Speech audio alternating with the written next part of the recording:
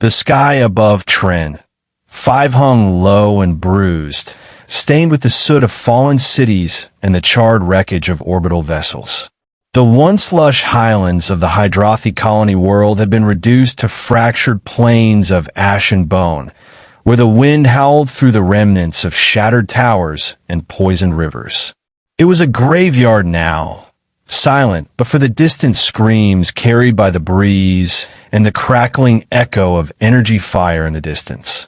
The Varn had arrived 8 months prior, and in less than 2 they had turned the tide of the war into a slaughter. Captain Reshk of the Hydrothi Vanguard watched through a fractured viewport, mandibles pressed tight in grim contemplation. His once proud defense garrison now numbered fewer than 6 dozen soldiers, most of them wounded or too young to have seen real battle. The Varn overwhelmed them with speed and brutality, hive-born nightmares with acid glands, bladed limbs, and no language but destruction. The Alliance had sent reinforcements, but they'd been fragmented, disorganized, and with every retreat, morale decayed. Behind him, Advisor Threx paced in nervous circles, his translucent robes stained with ash. "We've lost communication with Fort Talon. That was our last satellite uplink to the north." Resh's nod was slow, mechanical. "We're blind." "Worse," Threx hissed, voice barely restrained. "We're prey." It wasn't exaggeration. The Varn didn't merely conquer, they devoured. No terms, no mercy. Hive minds didn't negotiate. Reshk turned from the window, his scaled fingers tightening around the hilt of his sidearm. "How many civilians remain in the shelter?" "Just under 900, Threx replied. "If the lower levels hold, we may be able to keep them hidden for—" The comms console sparked to life. A garbled voice punched through static.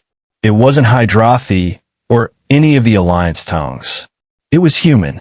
"Cerberus unit inbound. Drop ETA, 27 seconds. Requesting immediate sitrep on zone designation Alpha Echo." Threx blinked in disbelief. "That's English." Reshk activated the console, toggling a translator. "This is Captain Reshk. I'm receiving your signal." "Who are you?" "Strike Team Cerberus, Earth Defense Forces. Mission parameters, containment, suppression, extraction. Stand by." The line went dead. Before either of them could respond, the sky tore open. Fire streaked from orbit, not in a desperate escape pod, but in a coordinated assault pattern. Drop pods, sleek black and unmarked, punched into the ground like spears of judgment. 6 of them, perfectly spaced. The impact rattled the facility to its core. Reshk and Threx rushed to the southern viewport, barely reaching it before the first figure emerged. Armor like obsidian. Visors blank and unreadable. No insignia. The human moved with predatory grace, stepping from the smoking crater without hesitation, rifle already raised. Beside him padded a creature, quadrupedal, muscular, eyes glowing with faint blue light. A genetically enhanced warhound. 5 more followed. No ceremony. No introduction. Cerberus had arrived. Reshk moved to meet them at the outer gate, his voice still tinged with disbelief. "You're from Earth." The lead human gave a single nod. "Captain Cerberus 1. Strike operations." "You're Reshk." "I am." "Good. You'll brief us on site." Before Reshk could respond, the human passed him without another word. His team moved like phantoms, fanning out, checking angles, covering blind spots with practiced ease. The dog sniffed at the air, snarled once, and moved to the western breach. Reshk hurried to follow, struggling to match the human's pace. "We didn't request Earth assistance. We were told your world was neutral in." "You were losing," Cerberus 1 said, voice flat beneath the helmet. "That's the only reason we're here." Reshk bristled but said nothing. Because it was true. Threx intercepted them in the corridor. "Captain, the Varn are massing again." If they break the eastern barricade, we'll lose the tunnels. Cerberus didn't pause. Then we hold the eastern barricade. He turned toward his squad. Cerberus 2, with me. 3 and 4, northern flank. 5, dog, west tunnel. Roam pattern, suppressive ordnance. Minimal casualties, friendly or otherwise. The humans vanished down separate hallways, weapons gleaming in the dim light. Resch watched, still stunned. Your people. You don't ask questions? Cerberus 1 looked at him, visor reflecting the flickering lights overhead. We don't ask when it's time to kill monsters. They reached the eastern barricade within moments. The last line of defense before the civilian shelters. Dozens of makeshift turrets were still cooling from the last engagement, and Hydrothi soldiers, barely out of adolescence, stood trembling behind sandbag walls. A low rumble shuddered through the ground. They were coming again. Resch instinctively reached for his comms, issuing reinforcement requests that would never be answered. Cerberus 1 stepped forward instead, silent as always, and scanned the corridor ahead. Then the Varn came, dozens of them, shrieking and clawing their way through the rubble. Acid glands vented steam as they skittered and bounded forward.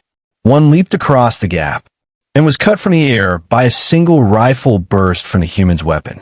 The others didn't slow, but neither did the humans. Cerberus 1 advanced, firing in measured bursts, each shot deliberate and lethal. The dog moved beside him, jaws closing around a Varn's throat with mechanical precision. At the same time, Cerberus 2 deployed an autocannon, the hum of its spin drowning out the screeches of dying aliens. Resch had seen many battles, but nothing like this. These weren't desperate defenders or glory-seeking warriors. They were executioners, unflinching, efficient, inhuman. When the last Varn fell, the corridor fell silent once more. One of the Hydrothi children, no older than 10, peered from behind a barricade. Are they gone? Cerberus 1 knelt, lifted his visor. The child stared at his scarred, weary face. You're human? He nodded once. Are you going to save us? No, he said quietly. I'm going to make sure they can't hurt you again. Behind them, the fires burned. But there was something new in the air now. Not hope, not yet, but fear. And for the first time, it wasn't coming from the defenders. It was coming from the Varn. Mud clung to every inch of Scout Lieutenant Resch's limbs as he pressed himself flat against the ruined slope, for eyes fixed on the field below. His gill sacks flared with each breath, trying in vain to filter the thick smoke and dust from the air. Tren 5's air was heavy with death and carbon. What remained of the 7th Alliance front watched from hiding, unsure whether they were witnessing a miracle or a new form of extinction. The humans were unlike anything Resch had ever seen. Even now, as their silhouettes moved through the war-torn valley, he found himself struggling to connect them to any known concept of soldiering. They didn't march. They didn't chant. They simply hunted. He tracked one through a scope, tall, broad, dressed in armor like obsidian bone. Every movement was deliberate. The soldier paused beside a ruined artillery cart, raising his rifle with the calm of a predator at the top of the food chain. A Varn drone scuttled from cover. 3 precise bursts later, it was a smear of broken chitin and leaking acid. There was no celebration, no pause. The human moved on. Resch shifted his position, heart pounding in quiet awe. He had been trained in 20 different forms of combat awareness. He had studied over 100 species' methods of warfare. None of that applied here. These humans didn't follow established doctrine. They made their own. The one they called Cerberus 1 was leading the incursion team. No name, no visible rank, but every human deferred to him. His helmet had a jagged crack across the visor, revealing half a face smeared with Varn blood. Cold, unshaking eyes surveyed the battlefield like a machine. And yet, Resch saw something there, beneath the efficiency, beneath the silence. A deep, old fury. Not blind rage. Purposeful wrath. Another Varn pack emerged from the eastern ridge. 20 strong. Armored cast. They moved in perfect coordination, mandibles clicking in unison.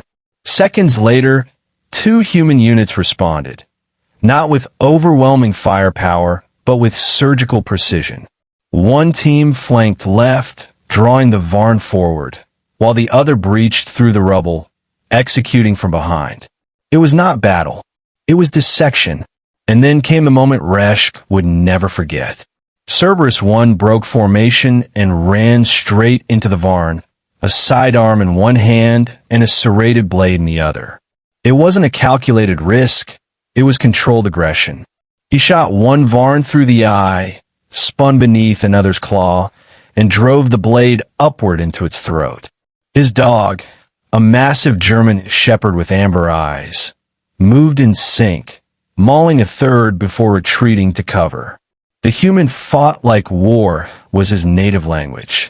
Aki, the Hydrothi medic, whispered through the comms, "They don't fight for survival." Threx responded flatly, "No, they fight to win." Back on the ridge, Resch caught glimpses of other humans moving through the ruined buildings, marking targets with laser pulses, calling down artillery strikes with a flick of the wrist. There was coordination, but also instinct. As if they didn't just train for war, they understood it. At one point, Resch's HUD lit up with a warning. A Varn elite detachment was approaching from the rear.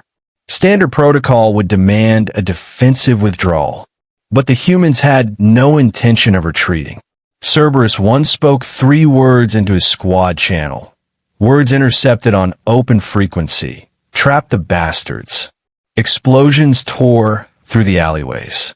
Hidden charges pre-placed with uncanny foresight vaporized half the Varn detachment. The remainder fled. Not regrouped, fled. The battlefield quieted. Smoke curled in lazy columns. Resch lowered his scope and rose cautiously, transfixed by the aftermath. The Alliance had struggled for months to hold this position. The humans had taken it back in under an hour. He heard boots behind him and turned sharply, only to find Aki climbing up the ridge. Her breath labored. "They're moving again," she said, adjusting the strap on her med pack. "Toward the southern corridor. There's another Varn nest there. They don't rest." She shook her head. "I don't think they believe in rest." Resch hesitated before asking, "What are they?" Aki paused, watching the human units as they disappeared into the darkening horizon. "The end," she said. He didn't argue. Below, in the aftermath, Cerberus 1 stood at the center of the ruined stronghold, speaking with no one. His armor was battered, smeared with Varn ichor and dirt, but he moved as though untouched. The dog sat beside him, tail flicking calmly, watching the field. Threx approached him cautiously, alone. Alliance protocols usually demanded formal diplomatic greeting, but the moment called for something more primal. He stopped a few paces away. "Your intervention was effective," Threx said. The human removed his helmet, revealing sharp features, deep eyes, and a scar that ran from temple to jaw. He was young, surprisingly so, but with the gaze of someone who had lived a dozen wars already. "We don't intervene," he said. "We eliminate." Threx studied him. "You could have let us die." "We almost did." Silence hung between them. Finally, Threx asked, "Why now?" Cerberus 1 looked past him, toward the sky, toward Earth perhaps. "Because now, someone's paying attention." He turned and walked away, joining his unit without another word. The conversation was over. No alliance treaty, no ceremony. Only the mission. Later, that night, Resch recorded his field log. They don't speak often. They don't celebrate. They bring no banners, and they seek no gratitude. But they do not hesitate. They do not falter. The Varn, who slaughtered billions without blinking, retreat from them. I watched a human run into a swarm with a blade and a dog and come out alone and victorious. They are not soldiers. They are storms wearing skin. And I believe the war just changed. As the scout ended his log, gunfire echoed faintly in the distance. The humans had already reached the southern nest. No one had given the order. They didn't need one. They knew what needed to be done. The southern corridor had once been a flourishing Cerati research district, its crystalline towers gleaming with bioluminescent light. Now those same towers lay shattered and blackened, their elegant spires melted into grotesque shapes by sustained Varn acid bombardment. Among the twisted ruins, human soldiers moved like phantoms, silent, precise, and deadly. Corporal Marin Ives knelt beside a fractured data core, her gauntlet gently brushing away ash and debris. The machine was long dead, its organic circuitry crusted with dried fluids, but she was searching for something else, signs of movement. She tapped in her HUD and tagged heat traces barely distinguishable from the environmental noise. She spoke through the squad comms, her voice flat. Confirmed biosigns, small cluster, 15 meters northwest. Likely civilians or wounded allies. Sergeant Keene responded immediately. Move to extract. Standard overwatch. Cerberus 1 is sweeping the northern flank. Ives nodded and rose, rifle raised. Her squad followed, a four-man team fanning out with the ease of long practice. Their armor didn't clink or whine. Everything about them was engineered for stealth and lethality. They found the survivors huddled in the remains of a collapsed med lab. 3 Cerati scientists, their skin dulled with trauma, and a child, a juvenile hydrothy with a shattered breathing sac and a glazed stare. Ives immediately knelt beside the child and activated her oxygen seal mask, pressing it gently over the tendrils. Easy now, she said quietly, switching to the hydrothy dialect. Breathe slow.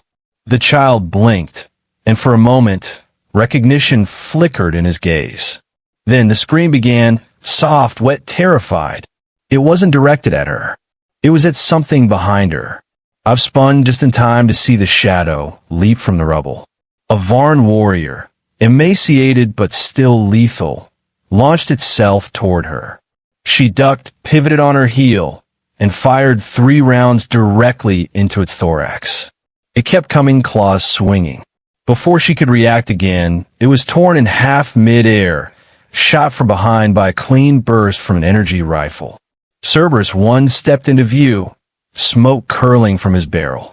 Clear, he said, scanning the ridge above for more threats. Ives exhaled slowly. Appreciated. He didn't answer. Instead, he crouched beside the Cerati scientists, who stared at him with a mixture of wonder and dread. Any of you combat trained? He asked. They shook their heads. He looked at Ives. Evac route is compromised. You'll hold here until we clear the south tunnels. Yes, sir. He didn't wait for gratitude or questions. He was already moving again. Back at Central Command, which now operated from the remnants of a gutted transport carrier, General Threx stood in what passed for a war room, reviewing the latest tactical overlays. The Alliance's remaining units had begun reactivating along the front. Inspired, perhaps, or simply following the momentum the humans had ignited. The Varn nest in the southern district was vast, deeper than scans had predicted, stretching through subterranean catacombs and former mining tunnels. No conventional strike could collapse it without endangering the surface. Threx's advisors debated strategies, but none of them spoke with real conviction. Then Cerberus 1 entered. He didn't ask for permission. He didn't acknowledge Threx's guards or the armed Vekari who flinched as he passed. He placed a small device on the central table and activated a 3D render of the tunnels below. This is your nest, he said. It spans 9 levels. They're growing another queen. Threx approached slowly. How did you? Recon drones. Buried 27 of them since touchdown. We've mapped the hive. And your plan? Deep insertion.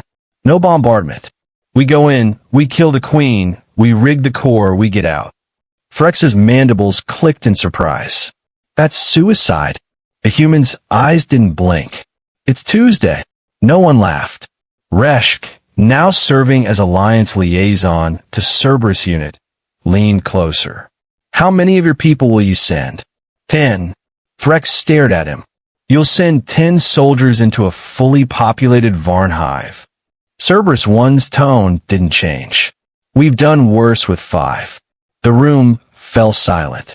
And then, as if the decision had never been in doubt, Threx gave a slow, solemn nod. What do you need from us? Stay out of the way. The insertion began before dawn.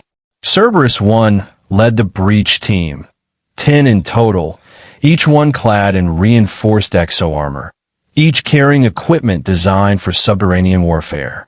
Ives was among them, her rifle magnetically locked to her back as she descended into the chasm after her CO. The tunnel stank of acid and old blood.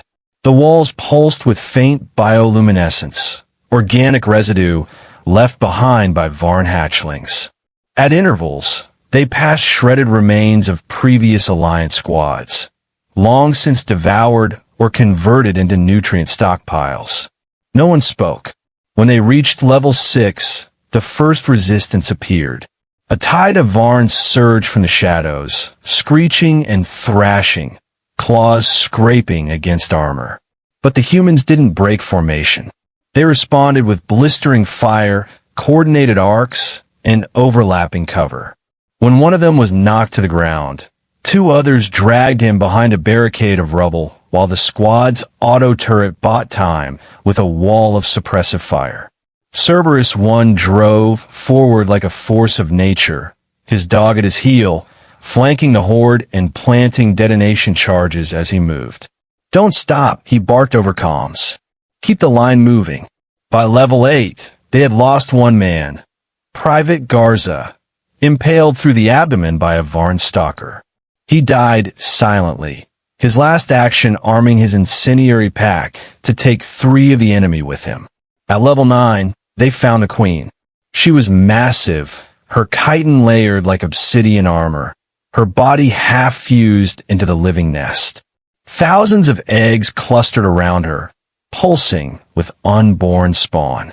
Her shriek echoed through the tunnels, and the hive awoke fully. Cerberus 1 didn't hesitate. He opened fire, and the squad followed. They fought not for victory, but for finality. Mare and Ives darted between cover, lobbing EMP grenades into the egg clusters, frying the embryonic horrors within.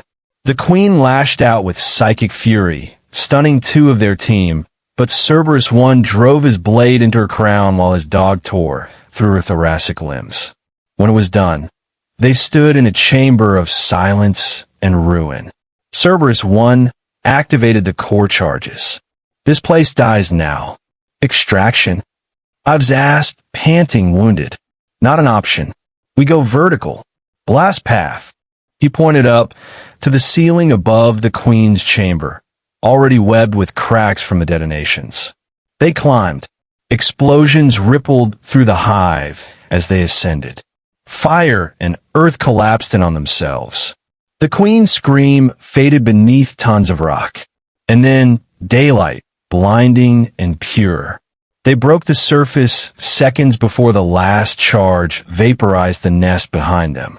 Reshk watched it all from the command ridge, eyes wide as the earth heaved and the smoke belched skyward. They had done it. 10 went in. 9 came out. Cerberus 1 stood among the smoke, breathing hard, face streaked with soot and blood. His armor was cracked, his dog limping. But he was still standing. The war wasn't won.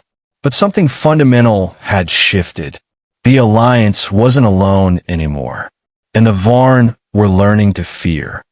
Night fell like a shroud over Tren, 5, cloaking the battered surface in cold and silence.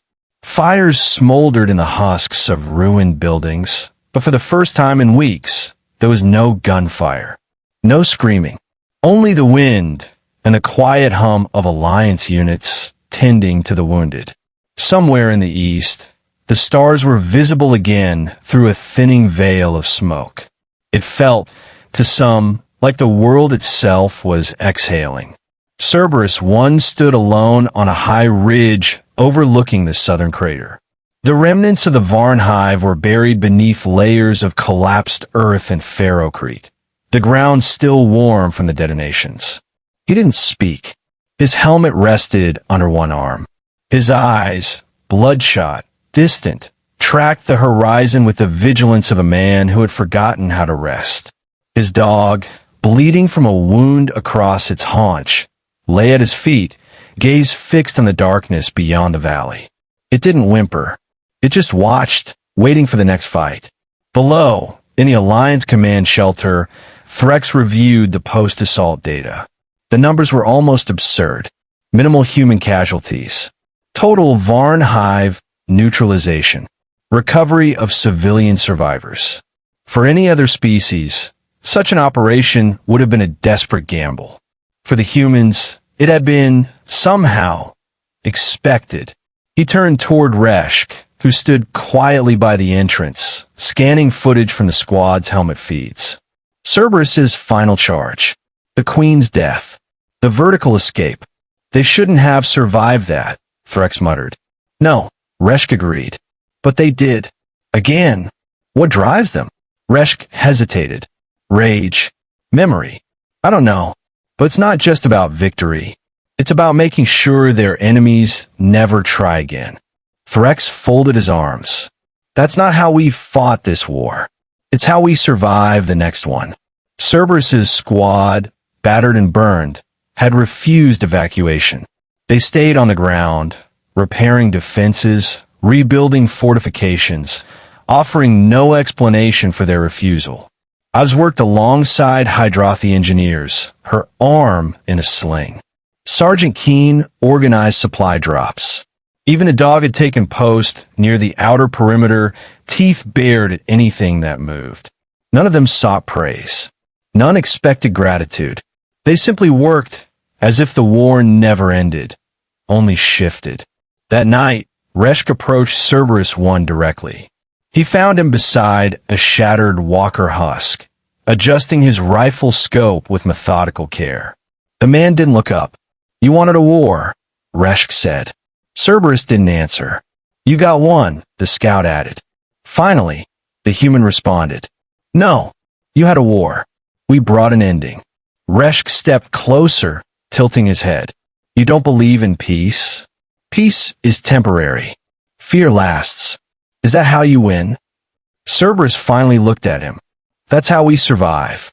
Reshk felt the weight of the words settle over him. The man before him wasn't just a warrior. He was an embodiment of Earth's scars, of a culture that had long since lost its innocence. They didn't send diplomats or ambassadors. They sent hammers. Your people weren't always like this, Reshk said quietly. No, Cerberus agreed. We were softer, naive, but that didn't work. The universe taught us its lessons. Now we teach them back. Across the field, smoke curled around a newly raised alliance banner. The insignia of a unified force. Dozens of species under a single cause fluttered in the breeze. A symbol of resistance, of hope. But Reshk saw now that hope had teeth. Later, a message arrived from Central Alliance Command. Acknowledgement of the operation's success. Authorization for deeper collaboration with Earth's military divisions. Formal requests for expanded training protocols, weapon sharing, joint operations. It was everything Cerberus's team had avoided, and everything their presence had guaranteed.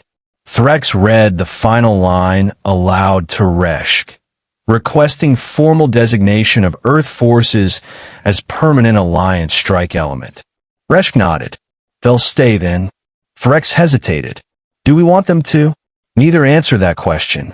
In the days that followed, something strange began to happen. The other Alliance units, the Vekari, the Hydrothi, even the passive cow, started mimicking the humans. They adjusted formations, adopted tighter flanking maneuvers, stopped retreating so easily. It was subtle at first, but unmistakable. Fear wasn't just moving through the Varn.